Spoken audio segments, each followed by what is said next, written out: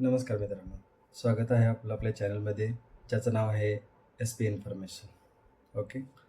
जसं की तुम्ही थंबनेलवरती पाहिलंच आहात, आज आपण बघणार आहोत फायनान्शियल फ्रीडमबद्दल. ओके. तर आपण फायनान्शियल फ्रीडमबद्दल बघताना काही पॉईंट्स आपण घेऊयात. त्याच्यामधला पहिला पॉईंट आहे definition of financial freedom. Okay. Having enough income or wealth to cover your living expenses without being a dependent on pay paycheck or active work. म्हणजे काय? फायनान्शियल फ्रीडम म्हणजे काय?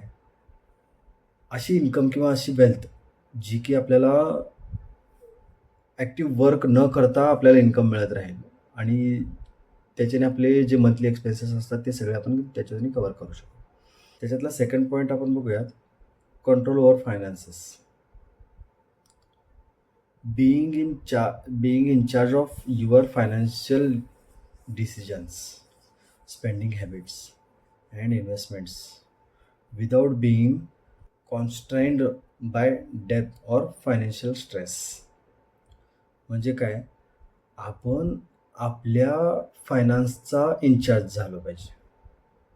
म्हणजे त्याच्यातले आपले जे काही फायनान्शियल डिसिजन्स आहेत किंवा आपले काही खर्च असतील, कुठं आपल्याला फिरायला जायचं आहे, कुठेतरी एन्जॉय करायला जायचं आहे, कुठे वेकेशन करायचे किंवा घरच्यांसोबत काहीतरी टाईम स्पेंड करायचा, हॉटेलमध्ये जेवायला जायचं आहे, अशा काही गोष्टी ज्या आहेत, ह्या सगळ्या गोष्टी ह्या सगळ्या गोष्टींचे डिसिजन घेणारा आपण असावं. त्यावेळेस आपल्याला पैशाचा विचार करायची आपल्याला गरज नाही पडली पाहिजे. बरोबर आहे? तर पैशाचा आपण विचार न करता जर आपण ज्यावेळेस आपण ह्या अशा सगळ्या गोष्टी करू, त्यावेळेस फायनान्शियल फ्री आहेत असं आपण समजू शकतो. ओके. त्याच्यानंतरचा पॉईंट आहे, हा पॉईंट खूप मस्त आहे, डेब्ट फ्री लिव्हिंग. म्हणजे काय? कोणतंही कर्ज न ठेवता जगणे. हा सगळ्यात हा पॉईंट काय म्हणतो? Eliminating high interest debts like credit cards or loans to avoid financial burdens.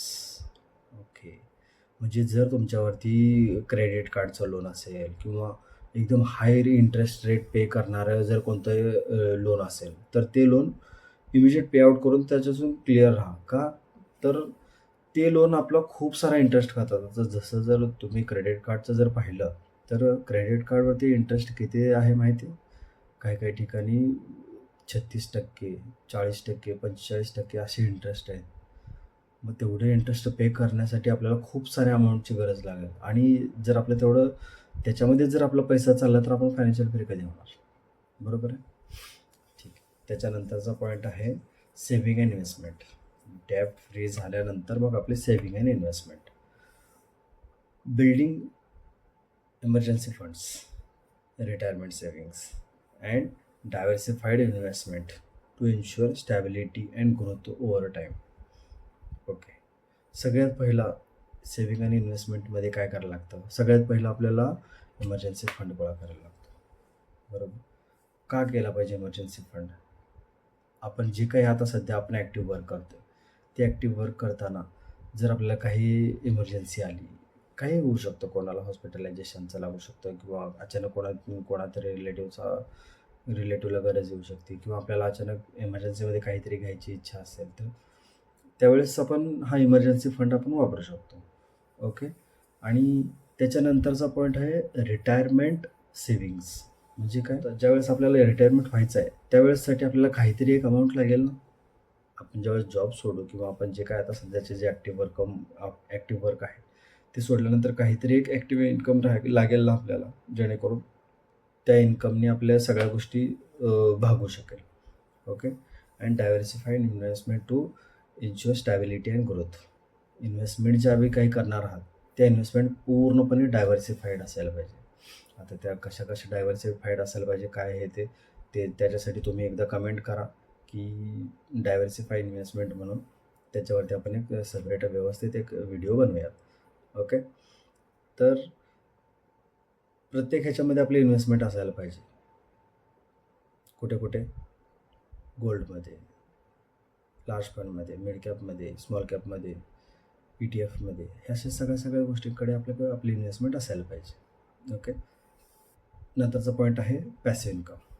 जसं मी मगाशी म्हटलं तसं पॅसिव्ह इन्कम. एक काहीतरी आपल्याला रिटायरमेंटच्या वेळेस आपल्याला इन्कम पाहिजे, जी की आपल्याला आपले सगळे एक्सपेन्सेस कव्हर करू शकेल.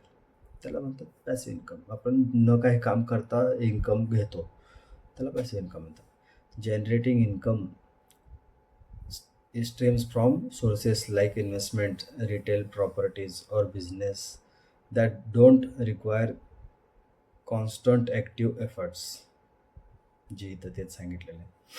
तुमची अशी इन्व्हेस्टमेंट असायला पाहिजे जेणेकरून त्याच्यातून तुम्हाला इन्कम मिळत जाईल, किंवा तुमची प्रॉपर्टी असेल तर त्याला रेंट आउट करून त्याच्यातून इन्कम घेतलं पाहिजे, किंवा जर तुमचा कोणता बिझनेस असेल त्याच्यातून तुमचं इन्कम येत असेल, जे की तुमची तिथे अवेलेबिलिटी नसेल तरी पण आपल्याला तुम्हाला त्याच्यातून इन्कम मिळेल, असा कोणता बिझनेस असेल तर तो पॅसिव्ह इन्कममध्ये ग्राह्य धरला जातो. ओके. 6वा पॉईंट आहे defined financial goals. Okay. Setting clear short term and long term financial goals like buying a house, saving for education और अचिव्हिंग अर्लियर रिटायरमेंट. म्हणजे तुम्ही तुमच्या गोलप्रती एकदम क्लिअर असायला पाहिजे. माइंडमधून क्लिअर असेल तर आपण पुढच्या सगळ्या गोष्टींकडे आपण व्यवस्थित लक्ष देऊ शकतो. जेणेकरून आपल्याला कसे गोल करायचे आहेत. पुढच्या 5 वर्षानंतर एखादं गोल करायचं आहे, 10 वर्षानंतर एखादं गोल करायचं आहे, आणि रिटायरमेंटसाठी पण प्लॅन करायचा आहे. तर त्याच्यासाठी ते short term, long term goals असतात, ते तसे आपल्याला अचीव्ह करून घ्यायला पाहिजे, किंवा त्याच्यानुसार आपण प्लॅनिंग केली पाहिजे. आता शॉर्ट टर्मसाठी, लाँग टर्मसाठी काय काय गोल होऊ शकतात? फायनान्शियल गोल्स म्हणजे काय? घर बाय करायचं असू शकतं कोणाला, कोणाला एज्युकेशनसाठी पैसा गोळा करायचा असतो, किंवा कोणाला रिटायरमेंटसाठी पैसा पाहिजे असतो, किंवा कोणाला तरी कार घ्यायची असते, कोणाला तरी लक्झरियस कार घ्यायची असते. अशा काही गोष्टी असू शकतात, जेणेकरून ज्याच्या त्याच्या ह्याच्यानुसार आपण आतापासून प्लॅनिंग केलं तर पुढच्या 5 वर्षात, 10 वर्षात आपण त्या गोष्टीपर्यंत पोहोचू शकेल. त्याच्यानंतरचा पॉईंट आहे budgeting and spending.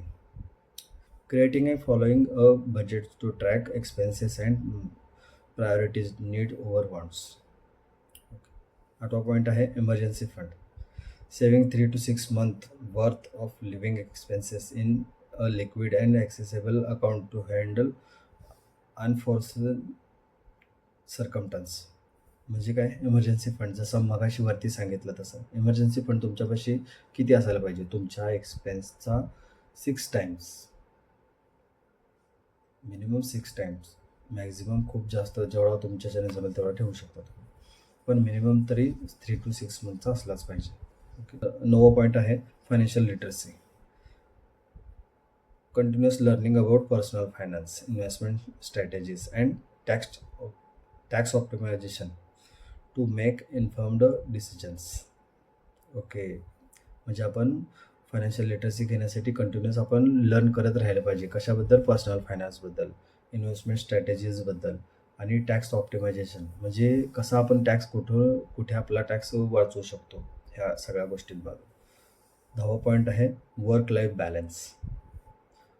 Gaining the freedom to pursue passions, habits, or family time with being tied to financial constraints, job stress. म्हणजे काय?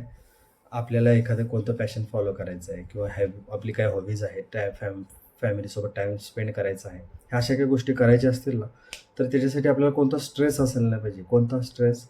जॉबला जायचं आहे, काम करायचं आहे, ह्या अशा सगळ्या गोष्टींचा ही असायला नाही पाहिजे, आपल्याला स्ट्रेस असला नाही पाहिजे. जेवढं काय आहे तेवढं काम पटकन करून घेतलं, बाकीचा टाईम आपल्या हॉबीजसाठी, आपल्या फॅमिलीसाठी, आपल्या सगळ्या आवडत्या व्यक्तींसाठी टाईम घालवता आला पाहिजे. ओके. 11वा पॉईंट आहे सिक्युरिटी फॉर द फ्युचर.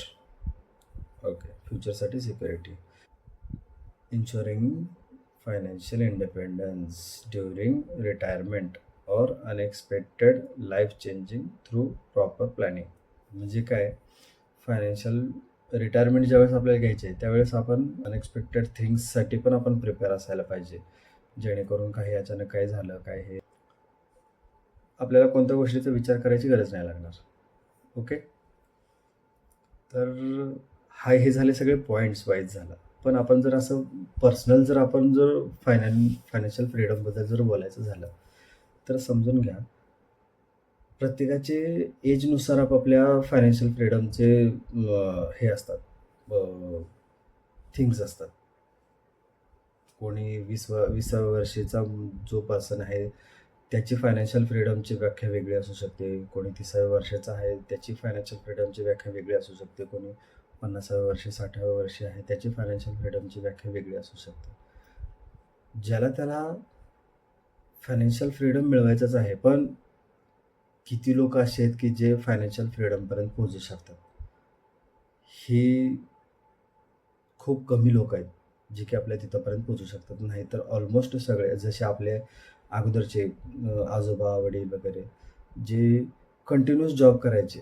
जोपर्यंत शरीर चालतं तोपर्यंत काम केलं पाहिजे असं म्हणायचे. पण आताची जी टेक्नॉलॉजी आहे ह्या टेक्नॉलॉजीमध्ये असे काही आपल्याला थिंग्स आहेत ज्याच्याने आपण पॅसिव्ह इन्कम घेऊ शकतो. आणि अशा काही गोष्टी केल्याने पॅसिव्ह इन्कम येत असेल तर आपल्याला त्याच्यासाठी जास्त टाईम पण द्यायची गरज नाही. सिंगल वर्क करणे आणि त्याच्यापासून आपण पॅसिव्ह इन्कम जनरेट करत राहणे. ह्या अशा काही गोष्टी आहेत त्या आपण केल्याने आपल्याला एक फायनान्शियल फ्रीडमकडे आपली एक स्टेप जाऊ शकते. जेणेकरून आपण त्याच्यातून ज्या म्हणतात ना, एक रॅट रेस म्हणतात ना, रिच डॅड पुअर डॅडमध्ये म्हणतात त्या बुकमध्ये लिहिलेलं आहे, रॅट रेसमधून बाहेर निघणे. तर आपण असं ह्या रॅट रेसमधून बाहेर निघू शकतो. ओके, कशी वाटली माहिती मला नक्की कळवा. कमेंट बॉक्स आपल्यासाठी मोकळाच आहे. बाकी आवडला व्हिडिओ तर लाईक करा, शेअर करा आणि सबस्क्राईब करा. धन्यवाद मित्रांनो.